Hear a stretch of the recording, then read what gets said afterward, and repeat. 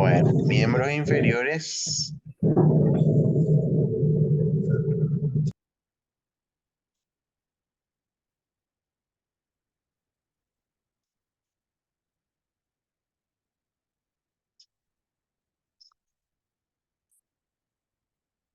Tenemos nosotros lo primero que vamos a observar a nivel del miembro inferior, de arriba para abajo. Tenemos lo que se denomina radiografía panorámica de pelvis. AP significa antero-posterior. Significa que la radiografía se sacó de adelante hacia atrás. En esta radiografía panorámica de pelvis, nosotros observamos las últimas vértebras lumbares, vemos lo que es el hueso sacro, vemos lo que es la articulación sacroiliaca, esta es la articulación sacroiliaca, esto es el hueso coxal, el ilium, ¿verdad? Este es el ilium, el isquion y el pubis, ¿verdad? Se puede observar aquí. Vemos nosotros la articulación coxofemoral, vemos la cavidad cotiloidea, vemos lo que es la cabeza del fémur, el cuello, el trocánter mayor, ¿verdad? Y vemos parte del fémur. Esto se llama radiografía panorámica de pelvis y es una radiografía sumamente útil porque nos permite ver todas las articulaciones, todos los huesos básicamente de la pelvis. Y es muy importante para casos así de accidentes, de caídas, por ejemplo, a veces caídas donde nosotros podemos observar qué zonas de la pelvis están lastimadas o si hay alguna fractura y en qué zona de la pelvis hay. Porque a veces, por ejemplo, tal vez una persona tuvo una fractura a nivel de la cadera, pero también tuvo a lo mejor una fractura en el coxis, una fractura en alguna parte del coxal, ¿verdad? Entonces, si yo le hago solamente una radiografía de cadera, no voy a poder observar otras zonas. En este caso vemos una radiografía normal, no vemos nada raro en esta radiografía. Y recordemos, como estuvimos mencionando hace un rato, que la D significa derecho, ¿verdad? Entonces, esta sería la cadera derecha y esta sería la cadera izquierda. Para recordar nada más eso que estuvimos mencionando hace un ratito. Aquí vemos nosotros otro tipo de radiografía, también panorámica de pelvis, ¿verdad? También panorámica de pelvis, pero en este caso nosotros vemos cuál es la diferencia entre esta y esta. ¿Qué diferencias vemos? Esta con la siguiente.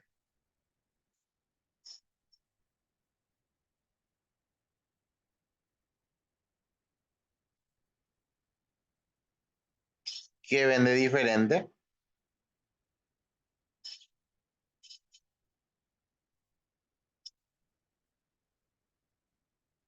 Bueno, aquí nosotros vemos una radiografía de pelvis de un niño. Vemos nosotros, esto es cartílago de crecimiento. El niño está todavía en etapa de crecimiento. Vemos que el hueso coxal no está totalmente fusionado todavía. La caderita del niño todavía no está totalmente formada. Entonces, es una radiografía panorámica de pelvis, pero de un niño. Eso para tener en cuenta nomás. Esto no son fracturas, ¿verdad? Cuando hablamos de un niño en etapa de crecimiento, eso es cartílago de crecimiento, no es una fractura. Entonces, radiografía pediátrica.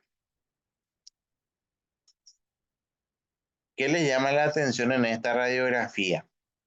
A ver si pueden participar un poquito para saber si me van entendiendo. ¿Qué les llama la atención? Ese es un material metálico, profe. Sí. ¿Qué sería? Prótesis, profe. Muy bien, es una prótesis total de cadera. Muy bien. Es una prótesis total de cadera. ¿De qué lado la cadera? ¿Derecho o izquierdo? Derecho. Derecho. Muy bien. Entonces, ¿cómo nosotros describiríamos esta radiografía? Se dice entonces radiografía de pelvis donde se observa, ¿verdad? Un material de osteosíntesis en la cadera derecha. En este caso, prótesis total, lo pueden decir, donde se observa una prótesis total en la cadera derecha. Esa sería la forma de referir o indicar. ¿Por qué se dice prótesis total? Porque vemos nosotros la cabeza del fémur, el cuello que es reemplazado, vemos el vástago que va incluyéndose dentro del hueso y vemos que se reemplaza la cavidad cotiloidea también. Entonces hay un reemplazo total de cadera. Muy bien. Como observan, el material metálico es un blanco brillante, entonces se dice una radioopacidad, ¿verdad? Brillante, más que la radioopacidad que tiene el hueso. Entonces sí podemos distinguir los objetos metálicos. Aquí vemos, ¿qué vemos en esta radiografía?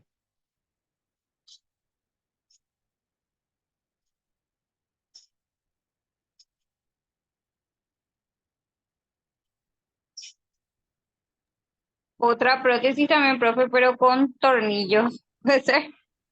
Muy Con bien. plaquitas. Con plaquitas. Sí, sí. Sería una radiografía panorámica de pelvis, donde se observa entonces una prótesis total, otra vez, de cadera, con tornillos a nivel del ilion y a nivel de, del coxal, la otra parte también del coxal, y sin particularidades a nivel de la cadera derecha. En este caso, la cadera izquierda es la que tiene la prótesis total. La cadera derecha no tiene particularidades, está normal. Porque también puede haber un caso en el cual la cadera izquierda, por ejemplo, tenga prótesis y la cadera derecha, por ejemplo, tenga artrosis, ¿verdad? Puede haber también esos casos. Acá vemos otro caso que se denomina displasia de cadera. La displasia de cadera es cuando sale del lugar, hablando mal y pronto, la caderita. Y esto es bastante común en los niños, ¿verdad? Vemos nosotros que una radiografía panorámica de pelvis de un pediátrico, porque observamos cartílago de crecimiento, siempre tengan en cuenta eso.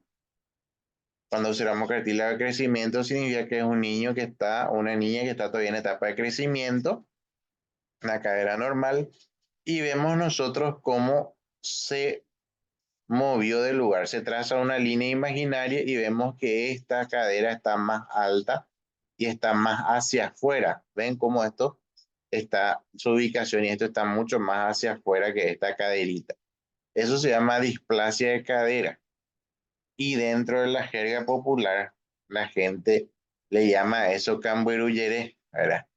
El famoso que tiene la pierna más corta a un lado, ¿verdad? Entonces, eso existe, pero el término clínico es displasia de cadera, ¿verdad? Y esa displasia de cadera es muy importante también diagnosticar a tiempo, ¿verdad? En los pediátricos, porque eso produce una dismetría, sabemos muy bien, en el adulto, que después ya en el adulto es difícil de corregir, entonces generalmente se les receta utilización de zapatos ortopédicos, plantillas, para poder igualar la altura, porque con el tiempo eso termina produciendo artrosis de cadera. ¿Por qué? Porque carga más un lado de la cadera que el otro. Uno de los principales síntomas de esta displasia de cadera es la cojera. El niño empieza a cojear, a renguear. Entonces, cuando un niño renguea mucho, entonces hay que pedir una radiografía panorámica de pelvis para descartar de que haya entonces una displasia de cadera. Acá vemos nosotros, como dice el título, una artrosis de cadera derecha. Recordemos que la R significaba también derecho. Vemos nosotros, ¿cómo sabemos que es una artrosis? Y atiendan bien, que es bastante interesante esta parte. Vemos nosotros una disminución del espacio articular. Aquí vemos nosotros la cabeza del fémur, vemos la cavidad cotiloidea y vemos un espacio aquí. Se ve un espacio articular. En este caso, hay una disminución del espacio articular. Esa disminución del espacio articular es uno de los primeros signos de la artrosis. Aparte de eso, de la disminución del espacio articular, se ve una esclerosis subcondral. ¿Qué significa eso? Que se ve mucho más blanco, se ve mucho más radio opaco los bordes de los huesos que contactan entre sí. En este caso vemos normal, bien definido el borde del hueso. En este caso se ve mucho más blanco y no se ve muy bien definido el borde de los huesos. Eso es una radiopacidad. Eso se llama esclerosis subcondral, se ve mucho más blanco. Esclerótico es blanco, se ve más blanco. Entonces las superficies óseas que contactan entre sí. Entonces, la disminución del espacio articular más la esclerosis subcondral es un signo de artrosis, en este caso una artrosis de cadera derecha o coxofemoral derecha. Entonces, eso es muy importante también. Y en este caso, ¿por qué es importante la radiografía panorámica de pelvis? Para que yo pueda ver ya de paso si le voy a irradiar al paciente ambas caderas. Yo ya puedo observar ambas caderas porque hay personas que tienen artrosis bilateral, solamente que siempre uno va a estar más afectado que el otro. Al igual que en la rodilla, de repente, siempre uno va a estar más afectado que el otro. Entonces, recordemos bien los signos de la artrosis. La disminución del espacio articular, para el espacio entre las superficies óseas se vuelve más pequeño, y la esclerosis subcondral, que es los bordes de los huesos, se vuelven más blancos de lo normal. Eso es un signo de artrosis. Así comienza. Aquí ya vemos otro un poco más grave y justamente me gustó esta imagen porque les marca las características de la artrosis. La desaparición, por ejemplo, del espacio articular, para que era un signo que vimos. La esclerosis subcondral, en este caso es muy avanzado ya la artrosis. Se ve sumamente blanco la zona. Los osteofitos, que vamos a ver mejor después en otras imágenes, que son pequeñas saliencias, pequeñas calcificaciones en forma de punta. Acá vemos, por ejemplo, una punta, ¿verdad?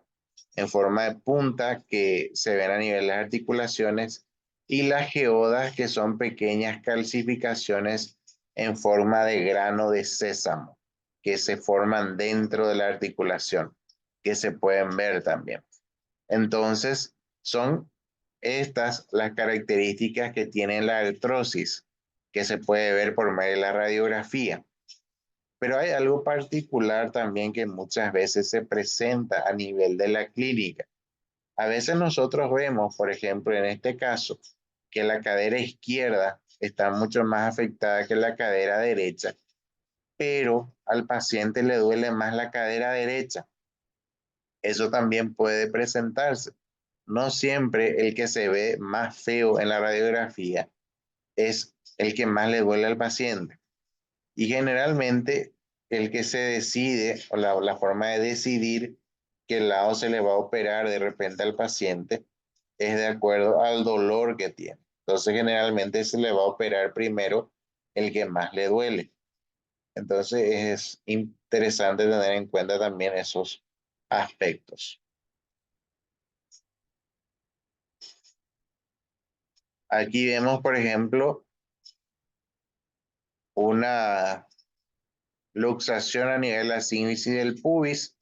Pero vemos cómo aumentó la distancia entre cada hueso del pubis, y vemos también que se luxó la articulación sacroiliaca. Esto puede ser después de una caída, puede ser después de un accidente de tránsito, ¿verdad? En este caso una fractura, ¿verdad? Que se puede observar también a este nivel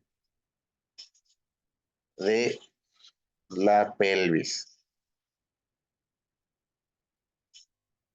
Necrosis de la cabeza femoral, ¿verdad? Eso se puede dar posterior también a una fractura de la cabeza del fémur.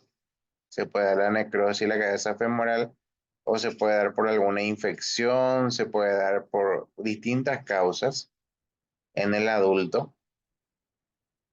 En este caso vemos cómo desapareció la cabeza del fémur. Aquí se ve la cabeza del fémur con los bordes bien definidos. Vemos nosotros la cavidad articular, el espacio articular, todo bien definido, bien lindo, esta cadera. Pero aquí nosotros miramos esta cadera y no observamos la cabeza del fémur, vemos prácticamente solamente el cuello. Vemos que esta cadera está mucho más alta que esta y no observamos los bordes. Y esto es un signo de necrosis de la cabeza femoral. Significa que la cabeza del fémur se pudrió, hablando mal y pronto, se pudrió. Profe, pero nace así o con el tiempo nomás va deteriorando eso. En el adulto se puede dar por fractura, por ejemplo, de cadera. Una fractura de cadera que justamente lesionó o cortó la arteria que nutre la cabeza del fémur. Se puede dar una necrosis avascular, en este caso se llama de la cabeza femoral. En cambio, en los niños se da también esto, pero se llama enfermedad de Pertes, que justamente acá le estoy mostrando. Se llama enfermedad de Pertes. Se puede dar tanto en niños como en adultos. Pues en adultos generalmente se da por fractura de la cabeza del fémur. O también puede darse por casos de infección. Por ejemplo, uno tuvo una infección urinaria muy grave y esa bacteria migró hasta el hueso. Son casos raros, pero pueden pasar. La enfermedad de Pertes es una enfermedad en la cual se produce la necrosis avascular de la cabeza femoral, pero la causa exacta no se conoce. Pero la ventaja que tiene esta enfermedad es que como se da en los niños en la etapa de crecimiento, la enfermedad sola después vuelve otra vez a curar, ¿verdad? Se vuelve a regenerar. Pero en ese periodo en el cual se produce esa necrosis, pues va a producir cojeras, va a producir entonces que el niño empiece a renguear, puede producir pequeños dolores, pequeñas molestias. Y como siempre, ¿verdad? En este caso se puede observar a nivel radiológico, ¿verdad? Los signos entonces de la necrosis de la cabeza femoral, como vemos en la imagen. Pasa por distintos estadios. Aquí vemos una fractura de la cabeza del fémur del lado derecho. Esto sería una fractura con desplazamiento. La gente a veces le dice, no se rompió mi hueso, dice a veces la gente cuando no hay desplazamiento, dice otiri, y el término fisura y otiri no es básicamente, clínicamente no es aceptado. El término real es fractura sin desplazamiento. De repente puede ser una fractura total, una fractura parcial, pero sin desplazamiento. Y la gente generalmente a esa fractura sin desplazamiento le dicen fisura. Y realmente esa fisura es una fractura. Porque a la gente vos le decís, se fisuró nomás tu hueso, no se rompió. Y la gente dice, ah, no me rompí y ya no se cuida. Ya no usa de repente su férula, ya no quiere usar su yeso, etcétera. Entonces, siempre es interesante tener presente que una fisura es una fractura, solamente que es una fractura que no se desplazó, es una fractura que no se desplazó. En este caso, nosotros vemos la cabeza femoral, aquí se encuentra, vemos la solución de continuidad, que es la fractura, y vemos el desplazamiento, en este caso, del fémur. Eso sería una fractura completa con desplazamiento. Como les estuve mencionando, cuando ocurre más o menos a ese nivel la fractura, se suele dañar las arterias que irrigan la cabeza del fémur Y si se corta, si se daña esa arteria que irriga la cabeza del fémur, es que termina produciéndose la necrosis avascular de la cabeza femoral. O sea, por la falta de sangre, por la falta de irrigación, entonces esa cabeza del fémur se empieza a pudrir. Hay una clasificación que se utiliza para poder ver la gravedad de la fractura de cadera, que se llama clasificación Gardner. Gardner 1 es una fractura parcial de la cabeza femoral. Después vemos Gardner 2, una fractura total, pero sin desplazamiento. Gardner 3 es una fractura total con desplazamiento parcial.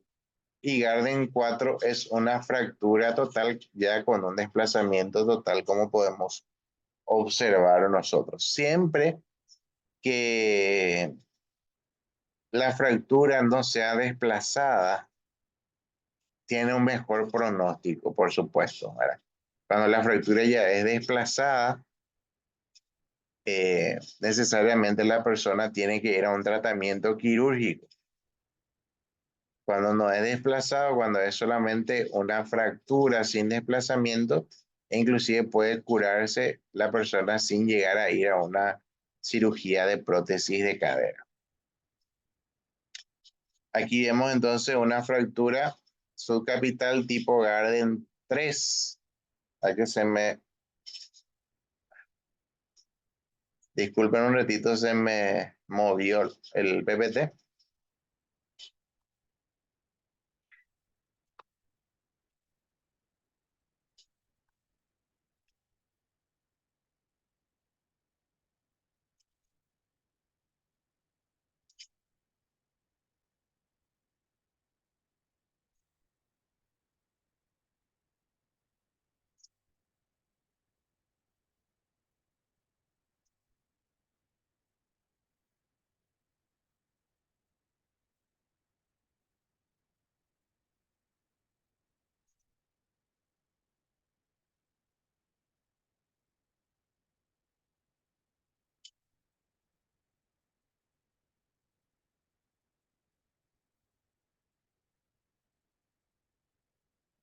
Bueno,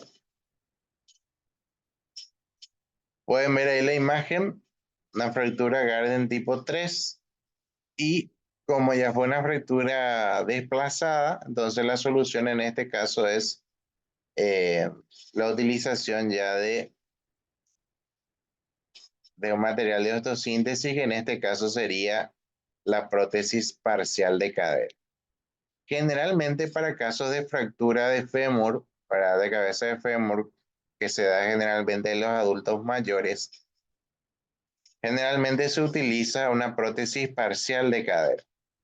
Cuando ya hablamos de una prótesis total, generalmente esas prótesis totales se utilizan para casos de artrosis de cadera. Aquí vemos nosotros un caso en el cual se utilizó clavos, o perdón, mejor dicho, tornillos, para el caso de la fractura. Si la fractura no es desplazada, se puede llegar a utilizar clavos o tornillos para la zona. En cambio, si la fractura ya es desplazada, para se utiliza una prótesis total, en este caso de cadera, como vemos nosotros en la imagen. ¿Cómo se ven las prótesis y los materiales de osteosíntesis? Se ven de color radio opaco, un poco más brillante. Hay otras características también que podemos ir observando a nivel radiográfico, a nivel de la pelvis, que es la madurez esquelética, que se determina radiológicamente por el signo de Richter. Una forma de saber más o menos el estado de maduración del hueso es viendo que tanto la cresta ilíaca, que es esta parte del coxal, se va osificando. ¿Y qué significa eso? Que cuando está totalmente osificada la cresta ilíaca, significa que la persona ya no va a crecer en longitud sus huesos. ¿Y para qué es importante eso? Y es muy importante para los casos, por ejemplo, de escoliosis, que vamos a ver después en radiografía de columna. Entonces, si la osificación de la cresta ilíaca está solamente en la parte anterior, es un Richter 1. Si está más o menos hasta la mitad de la parte anterior, es un Richter 2. Si está pasando la mitad de la parte anterior, es un Richter 3. Si está un poco pasando hacia la parte posterior, ya es un Richter 4. Y si está totalmente osificado, es un Richter 5. Uno que tiene un Richter 5 significa que ya terminó su etapa de crecimiento. Y eso es muy importante también clínicamente después. Aquí justamente lo que le estuve mencionando, ahí le va explicando cómo se da. Después aquí nosotros podemos observar la radiografía Richter 1, 2, 3 y 4. Y 0 significa que ni siquiera comenzó todavía la etapa de osificación. Aquí vemos, por ejemplo, cómo comienza ya la etapa de osificación más o menos hasta la mitad de la cresta ilíaca. En este caso sería un Richter 2. Un Richter 2. Aquí hemos mostrado una radiografía panorámica de pelvis.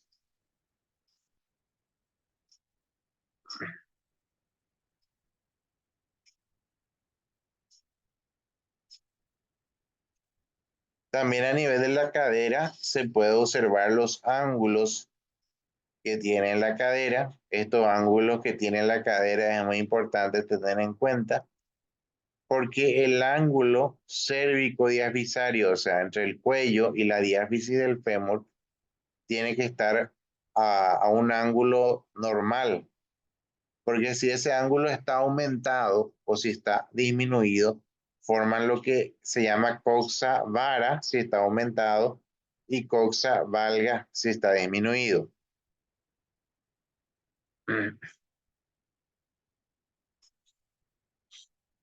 Ahí vemos otra vez nuestra fractura que estuvimos mencionando hace un rato.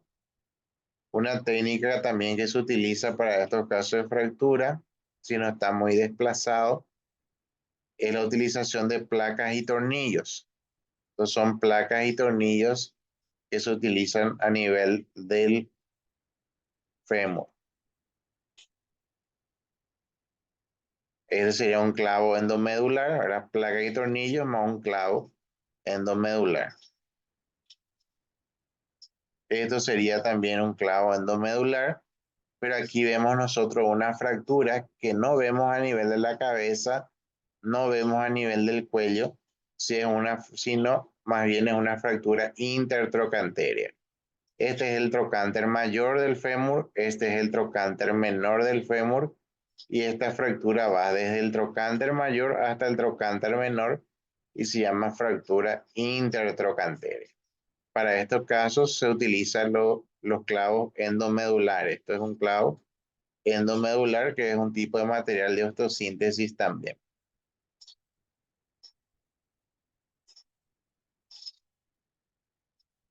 Aquí vemos otros modelos de clavos endomedulares, pero es básicamente lo mismo.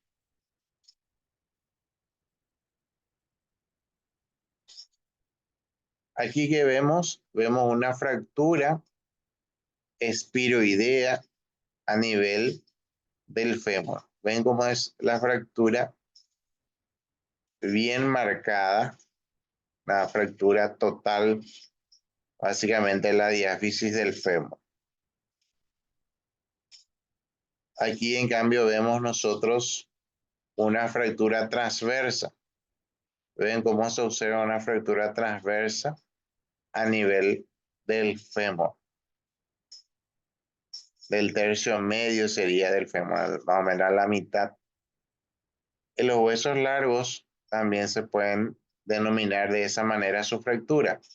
A nivel del tercio superior, cuando es hacia arriba, a nivel del tercio medio, cuando es más o menos por la mitad, y a nivel del tercio inferior, cuando es más hacia abajo del hueso. Aquí vemos otra una fractura intertrocanterea Va del trocánter mayor al trocánter menor. Y aquí vemos una fractura total con desplazamiento a nivel de la diáfisis del fémur. Distintos ejemplos entonces de casos que se pueden dar. Aquí vemos lo que es una osteomielitis. ¿Qué es una osteomielitis? Una osteomielitis es una infección ósea.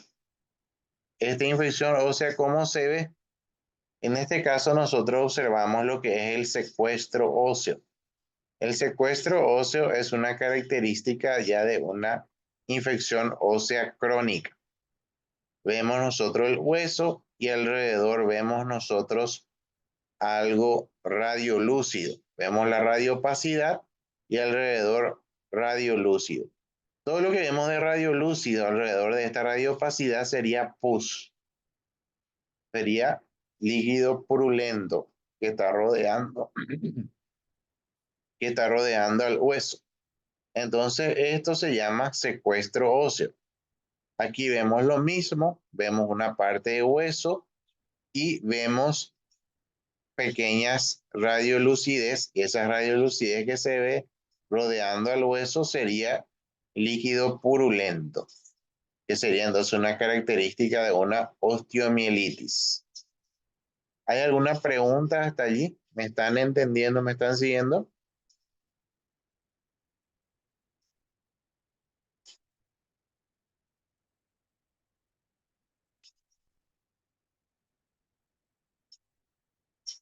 ¿Alguna duda?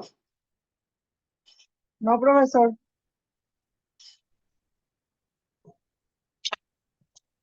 Bueno, ya vamos a terminar. Aquí se ve, por ejemplo, un osteocondroma. Como le estuve mencionando hace rato, se ve mayor radiopacidad. ¿Ven todo? Se ve la radiopacidad del hueso y luego se ve una mayor radioopacidad. Esta radioopacidad más pronunciada es una característica entonces de un osteocondroma en este caso. Parecen como pequeñas pelotitas en formas de rosario que se dan en este caso a nivel de la tibia.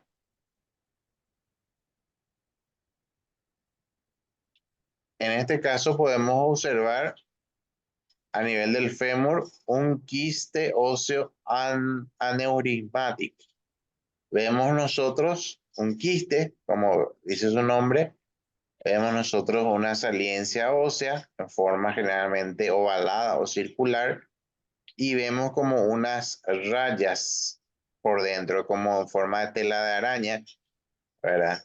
Una tela de araña, eso sería parte vascular por dentro, un poco más radio opaca y espacios de radiolucidez entre ellos. Eso se llama quiste óseo aneurismático.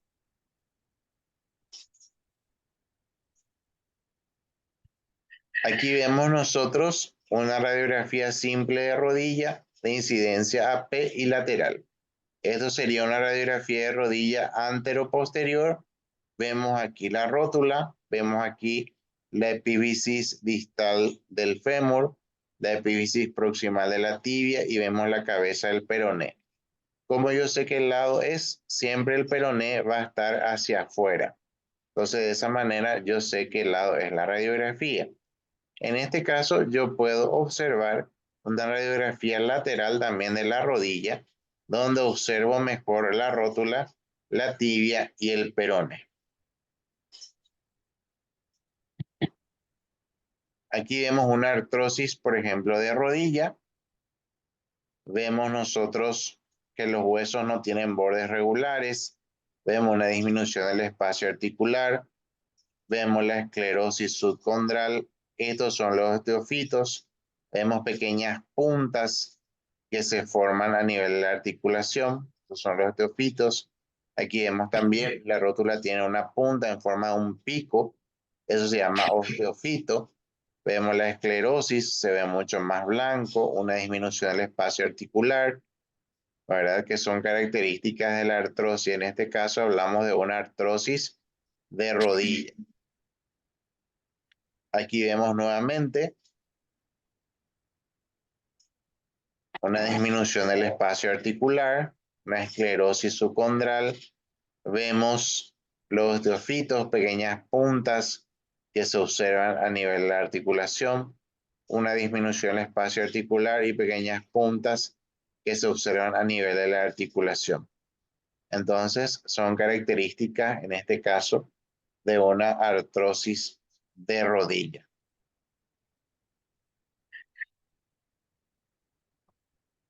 ¿Hay alguna pregunta, alguna duda hasta allí?